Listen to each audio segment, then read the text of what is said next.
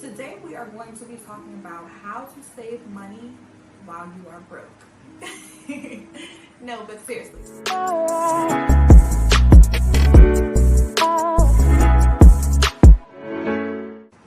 Hello everyone and welcome to Essentially Plan's YouTube channel. I am founder and CEO Essence Neely. And today we are going to be talking about how to save money fast and how to save money when you don't think that you have any wiggle room to save. The first way that you're going to determine how much money that you have to go to savings is to first create a budget. So the purpose of creating a budget is to find out and track where your money is going.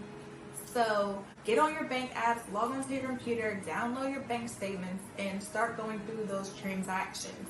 Print it out if you need to, grab a highlighter, and start figuring out your highest spending category. So that way we can see where we're able to cut back expenses. Which leads me into step 2. Cut expenses. No one wants to hear this, I know, but trust me. Try to get your expenses to a reasonable amount without feeling restricted. It's easiest to save more money when you're cutting expenses from your highest category. Most people's highest category is rent, so take step 2 or step 3 and go from there. So if your highest category is food, start by figuring out what makes up that food budget. Is it groceries? Is it takeout? Is it Uber Eats? What is it? And then determine where you can cut back. So if you looked at your budget and you figured out that you spend $70 a week on Uber Eats, maybe start by taking that down to $50. Once you have decided what expenses you want to cut, make sure that you keep that number and send that money directly to savings. So if we had a $70 budget and we're cutting it back to $50, we're going to send that $20 directly to our savings account. The next thing that we're going to try to do is increase our income. Sit down with your manager and go over all the things that you bring to the table. Tell them how you're an asset to the company. Try to negotiate a raise. Be sure to sell yourself.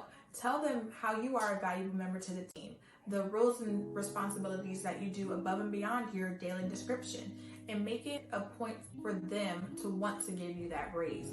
Don't just go in there and ask, yeah, can I get a raise? That's not what we're going to do. We're going to market ourselves and show them why we deserve a raise. And also, don't be afraid to ask for a raise during a pandemic.